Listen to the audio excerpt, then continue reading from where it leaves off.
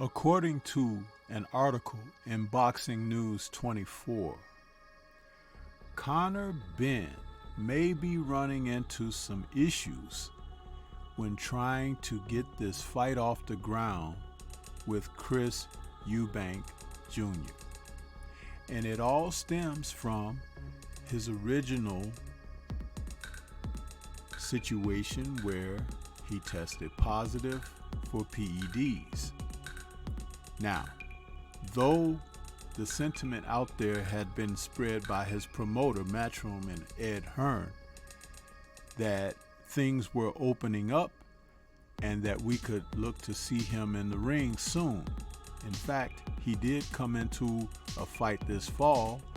He was snuck on a card that took place in Florida, but the BBBofC are saying still no. Let's talk a little bit more about what's going on with Conor Benn and if he may ever get the chance to face Chris Eubank Jr. in the place where it would be most lucrative for them, and that's the UK.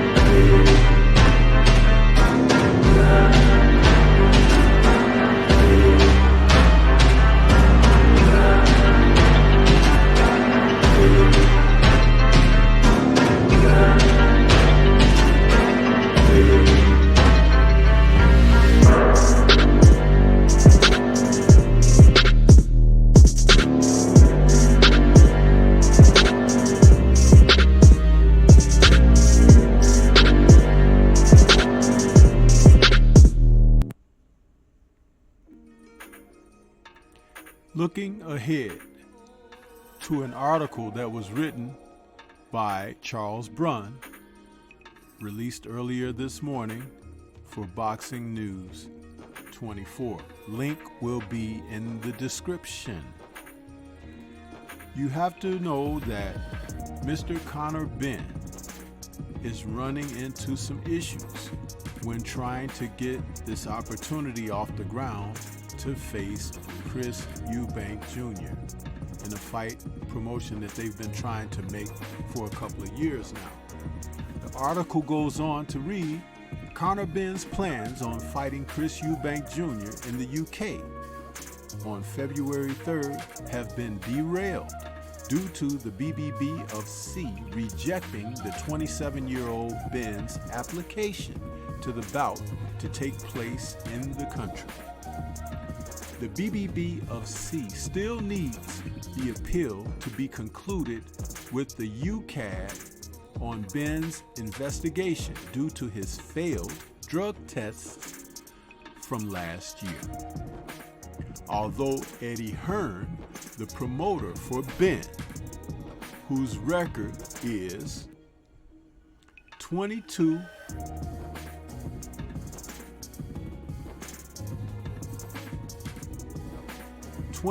and 0 with 14 KOs.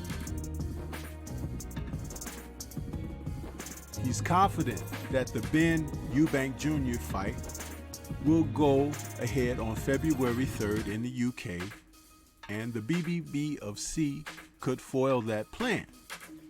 Hearn can stage the celebrity-esque match between Ben and the 34-year-old Eubank Jr. outside of the UK on February 3rd, but it's a match that won't track interest elsewhere as they're not major players in their respective weight classes. Not only that, the whole idea about those two men and their dad's rivalry was based centrally in the UK. So that's another point of this. When you're talking about these two men competing with one another, that is the most significant aspect of things. The fact that there's family history here. And it's easy to denote that idea when you don't know the history of what's going on.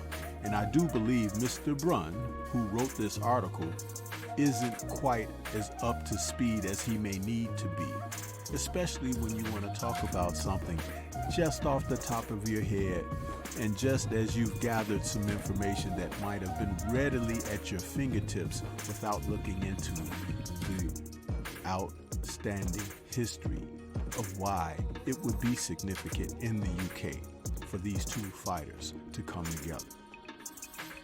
The article goes on. It's unlikely the Saudis would want anything to do with this albatross level fight between Eubank Jr. and Ben, as it wouldn't make them look good staging a fight that couldn't take place in the UK. Now I think that Mr. Brunn's writing is angled toward his particular opinions and not necessarily what may be facts. So he should, to the common reader, put that out there, because it's irresponsible to not separate what your opinion and what natural evidence may be as far as the information that you are sharing.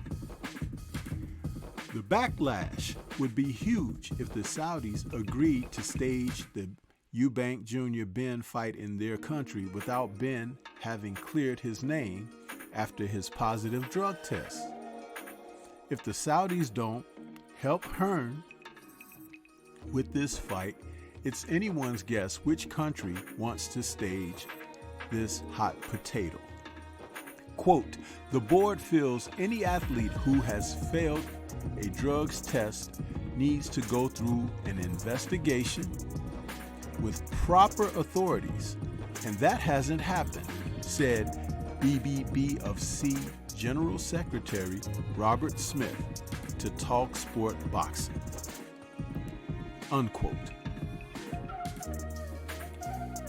Hearn would probably be better off giving up on this fight because there are too many problems standing in the way of it happening. If Ben isn't going to clear his name, he might have to fight outside the UK his entire career, which wouldn't be bad if he has the talent to compete with the top rungs of the 147-pound division. It's unclear what Ben's true goal is for his boxing career. Does he just want to make easy coin fighting British fighters? The way that Eubank Jr. has done, capitalizing on his famous dad's name to make money the way Chris has? Or does he really want to accomplish something in the sport by fighting for world titles? This could be asked of a number of fighters, not just these UK fighters. You can ask this question of several of the leading names in American boxing as well, Mr. Brunn. We already know that Eubank Jr. has shown zero interest in fighting for world titles, yet has still made good money fighting lesser opposition. According to The Sun, Eubank Jr.'s net worth is $6 million. His best win, one can argue, was against a washed-up 35-year-old Liam Smith. Wow. So, like I said, the link will be in the description box, but my take on this information that Mr. Brunn wrote about, as well as my thoughts on the Ben situation. Personally, I think that Ben should be penalized for the failed tests. He failed twice, and they've tried to sweep this aside as if it's not important. But there is no accountability in the sport of boxing. There's no accountability from the promoter, and there's no accountability from the fighter.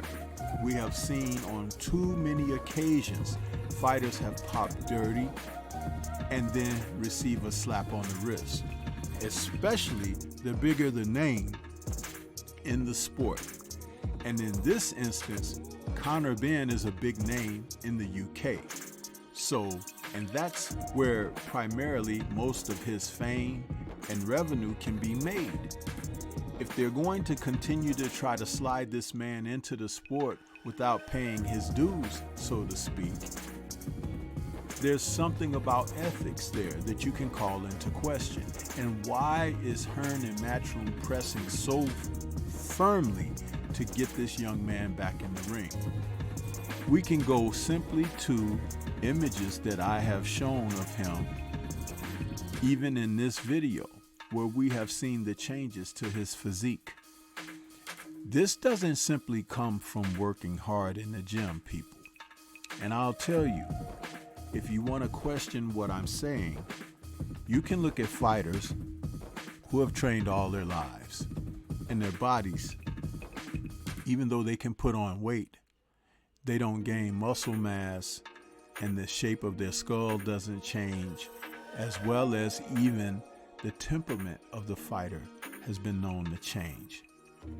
You see, actors who play superheroes in these live-action comic book films are usually put on a real rigid diet to be able to put on mass and muscle to look more like the characters of the graphics that they're playing.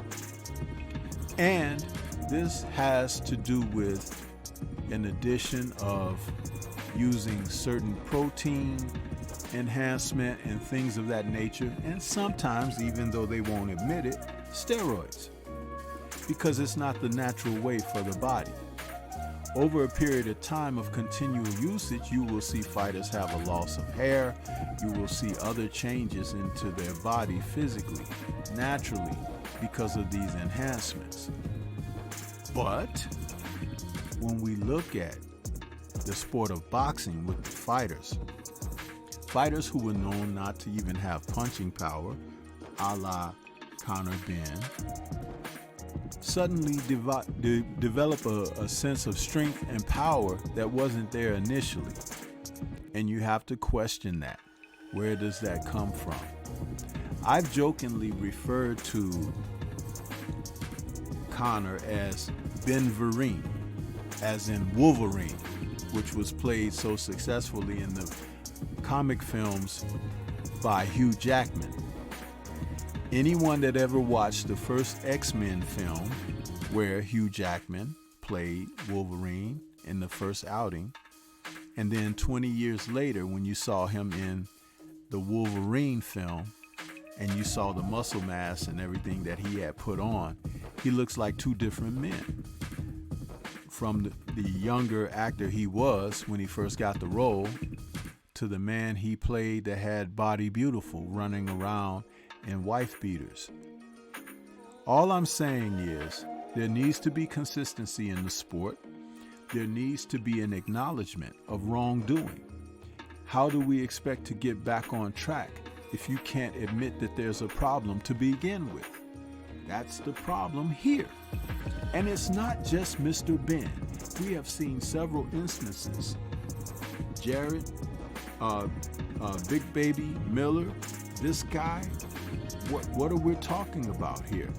We're talking about someone has used PEDs even when he was in his other sport of kickboxing. We have seen women pop dirty. This has to stop. Accountability is the make of order here, and we need for commissions like the BBBofC to stand firm and strong, just like in the US and other parts of the world where boxing is licensed. We need overall consistency. And if someone in one country says no, then you should not be able to hop across the sea to another land and get your way.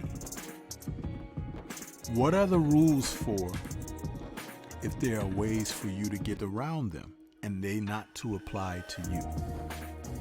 This is Stormy B-Man. Shout out to the mighty LDBC and Liberated Perspective, a third eye view of the world. For more content such as this, please like, comment, subscribe, and share. Let me know what your thoughts are about this article on Conor Benn, and should he be allowed to face Chris Eubank Jr. in a battle between men who are trying to carry on their dad's legacy. Peace to everyone out there, and everyone please remain safe.